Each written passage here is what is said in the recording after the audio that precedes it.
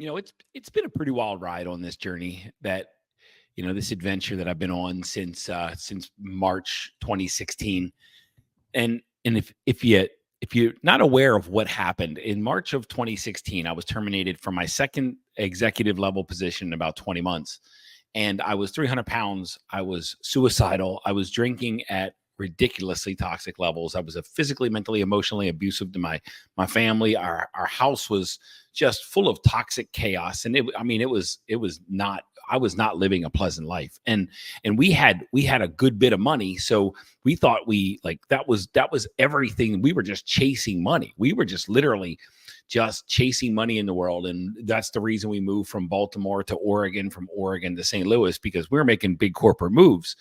And those corporate moves corresponded with big moves in the checkbook and the checking account. And we were like, I know when I was being recruited by companies, especially in 2013, when we made our final move to St. Louis, when I was being recruited by companies, I went to Chicago and interviewed. I went to Southern California, down to San Diego and interviewed. I went up to the Northeast to Connecticut and New Hampshire, interviewed in St. Louis, interviewed all over, and had my choice of positions. And we selected St. Louis because it offered the highest quality of life. And what I mean by that is it was the best compensation package. The area was awesome, is somewhere we wanted to live, but the benefits were phenomenal. And when we were being courted from Portland to come to St. Louis, we came out here for 4 days. We came to St. Louis for 4 days to see if this is an area we wanted to move to. And the company we were being recruited by put us up in the presidential suite at the Grand Renaissance Hotel downtown, and that hotel doesn't exist anymore. But the point is we were being wined and dined and literally treated like royalty. And we wanted to feel important. We wanted to feel wealthy, and we were being courted, and that turned it into a yes, because the compensation was good. The quality of life was going to be good. It was a high level position. I had lots of authority. I had lots of direct reports. It was just an ego chase. Everything back then was an ego chase. Everything was being done out of insecurity and inadequacy and insignificance, and trying to fill up some missing piece of who I was inside. And in March of 2016, after I got terminated a second time, I did a complete life reset. Literally, I changed every single thing in my life. And I went on a health journey. I launched a new career. I guess you could say career, but it's really a mission and a business. I filed for divorce originally, and then we rebuilt our family. I had to get the opportunity to resolve and heal my addiction. Angie, my wife, got to heal her addiction. And we healed our family. We put our family back together. And we're not perfect by any means, but we are a whole lot better than we used to be. And there's no longer hostility inside our home. There's no longer chaos inside our home. Are there normal arguments that families have? Absolutely.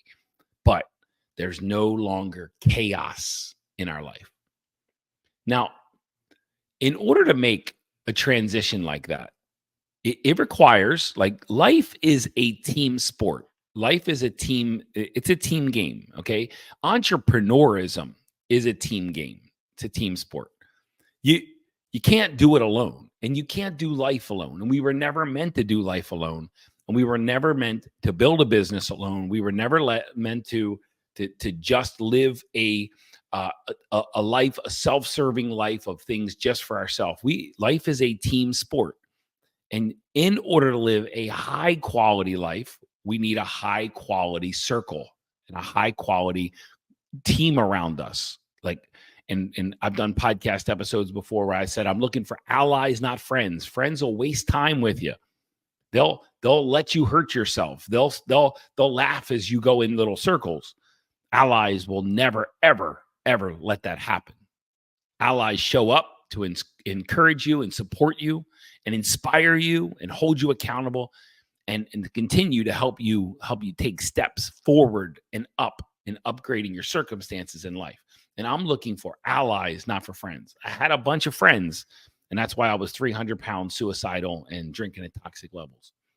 Now, there's something, there's a big shift that I made in 2016, a big shift. And it's my, what I can look back, it's my secret ingredient to be able to transition my life. Now, this secret ingredient, you're going to hear it, and it might sound delusional to you. It might sound like I'm just an asshole. It might sound like I am a self-serving, narcissistic asshole, but literally when you really understand the underlying message of what I'm about to share, you'll understand that life is a team sport, and it requires the right people around you, not everyone around you. Now, this magic ingredient, this one shift that I made in how I show up in life every day, this one magic ingredient shifted everything. And that one ingredient is the courage to be disliked. See, I'm a recovering people pleaser. And when I was at my absolute worst, I showed up to say yes to everybody, to give everyone what they needed, even at my own expense. I said no when I wanted to say yes, and yes when I really wanted to say no. I would do anything I could to make the people around me happy. I just wanted to be liked. I just wanted to be approved of. I wanted to be accepted. I wanted to be loved. I wanted to be nice. And it, in all actuality, I was nothing, like none of that stuff. It was self-serving, and what I was trying to do is please other people so that I could get something in return. I wasn't doing these things out of the grace of my heart. I was doing these things to try to get the approval, the love, the validation, the acceptance that my ego at the time desired. And this is why I had friends in my life who would stand by me and watch me hurt myself and just be okay with that. Because like, even though it was a toxic friendship, or even though it was a toxic relationship, even though my marriage was abusive, I was just trying to get everybody else to be okay by depleting myself for the benefit of everybody around me. And I even did this with my wife while she was taking 400 to 500 pills a month. And while she was checked out literally for weeks at a time, I would still keep everything together, hoping that she would do something different. But really, what I was doing, I was enabling really, really poor, really, really dangerous, really, really toxic behavior. And as soon as I stopped enabling that behavior, it changed. But I was doing it to be nice. And I wanted to be approved of and loved and seen in a way that was nice. Now, when I made this change, and all I can say, the best way I can say it is, I decided for the rest, I was 43 years old, and I decided for the rest of my life that I was going to take my power back, that I was going to become confident in myself, that I was going to become courageous, that I was going to start saying yes when I wanted to say yes, no when I wanted to say no. I was going to start having healthy boundaries. I was going to start standing up for myself. I wasn't going to deplete myself for somebody else's best interest. And I was going to create my dream instead of living everyone else's.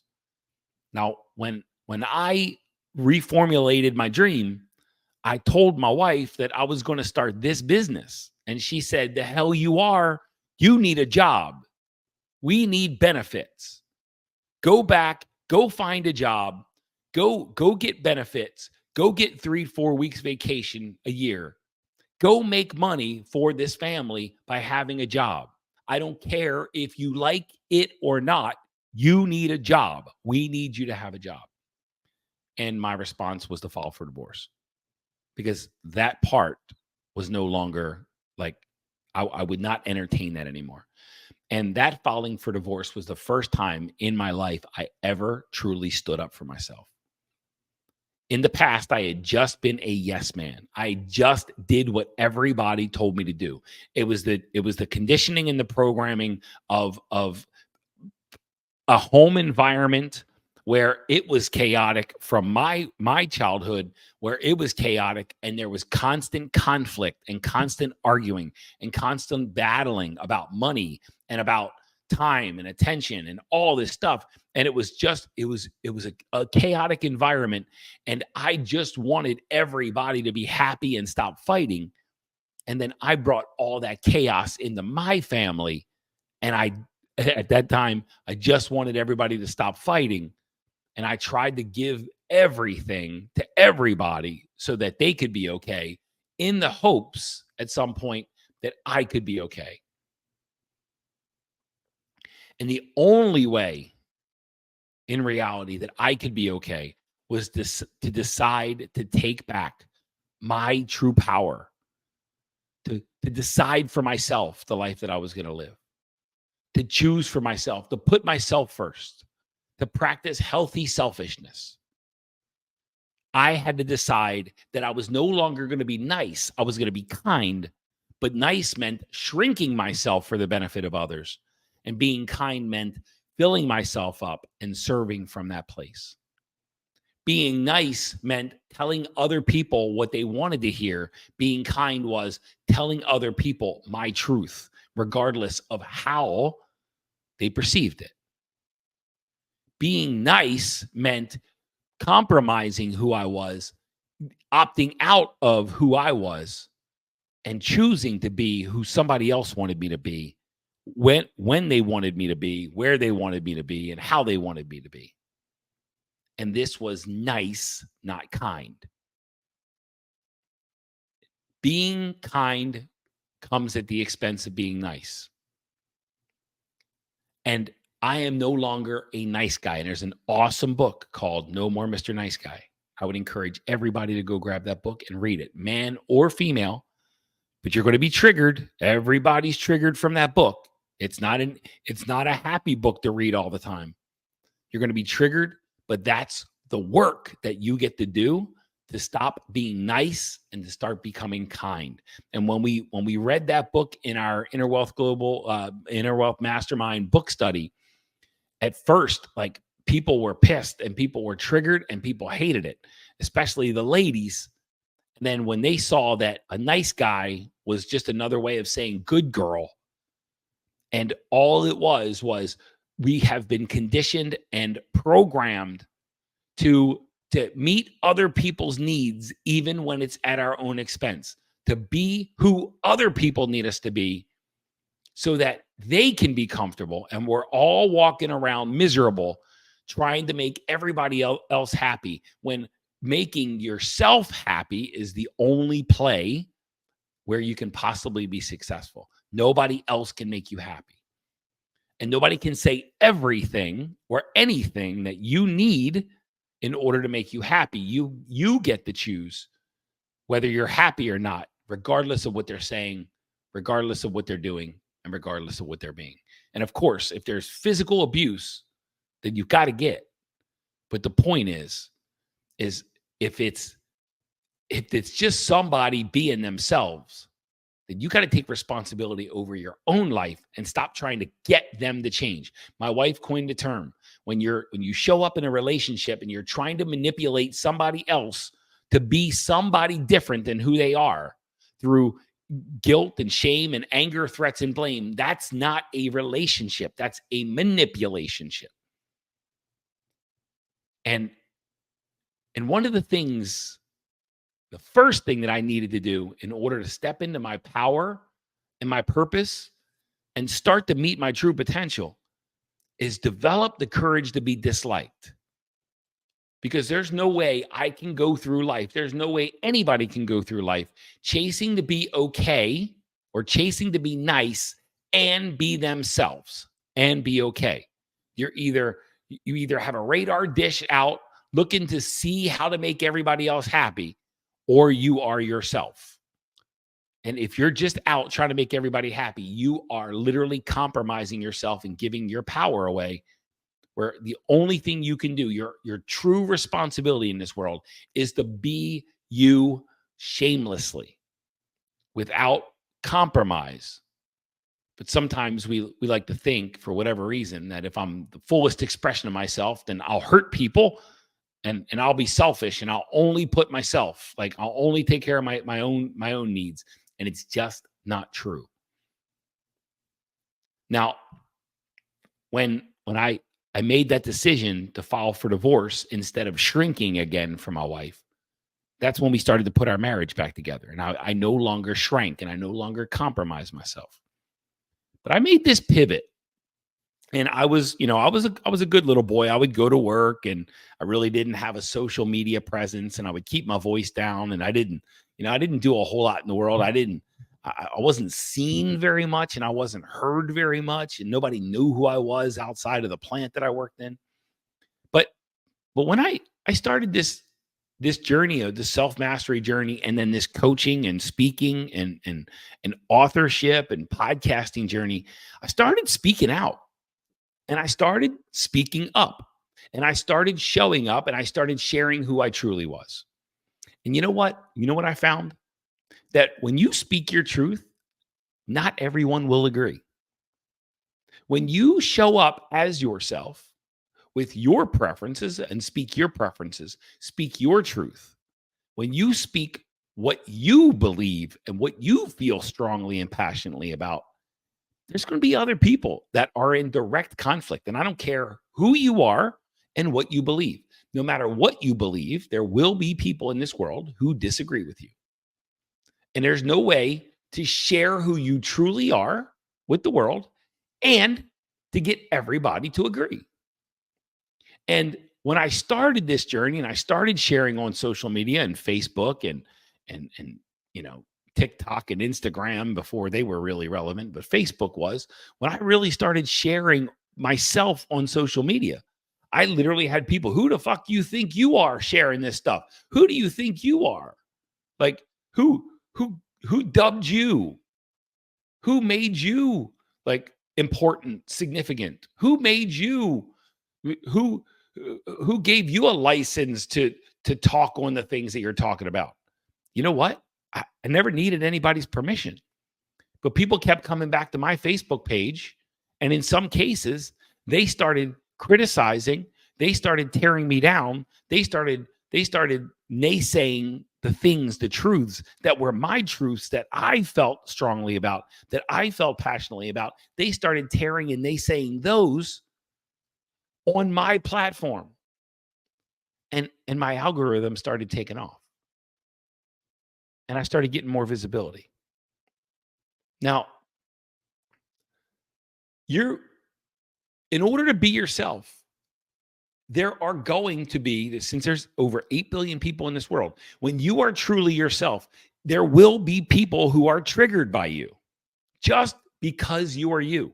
There are people who mm, your values are in direct opposition to theirs in some cases. I am not a religious man. I am a spiritual, non-religious powerhouse teacher. And I will tell you that I do not believe that God is outside of me exclusively. I am God. You are God. Everything you can see is God. Everything you can't see is God. God is everywhere. God is nowhere. God is all things. God is nothing. This all, everything is God. And that includes you and me. We are gods in a meat suit. There's one awareness in this world, and that one awareness is looking out your peepholes, just like it's looking out my peepholes. And that awareness is listening to this voice, and this awareness is speaking this voice all at the same time. And it's all God.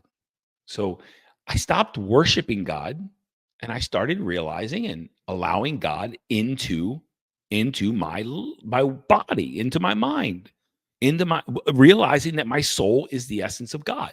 I started, instead of worshiping God, merging with God. And I started teaching people to merge with God instead of worshiping God. And you know what? It pissed some people off. It triggered some people, especially the dogmatic Christians who believe that you've got to worship God.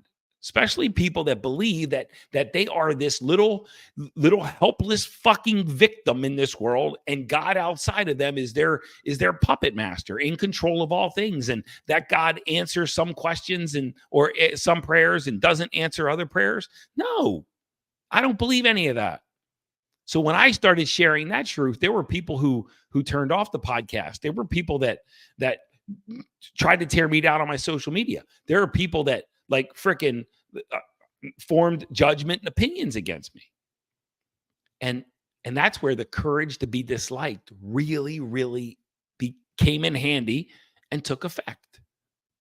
I am not a hustle whore or a grind guru. There's plenty of them in the world. But what I've also seen is that people graduate from the hustle. People graduate from the grind when they outgrow it.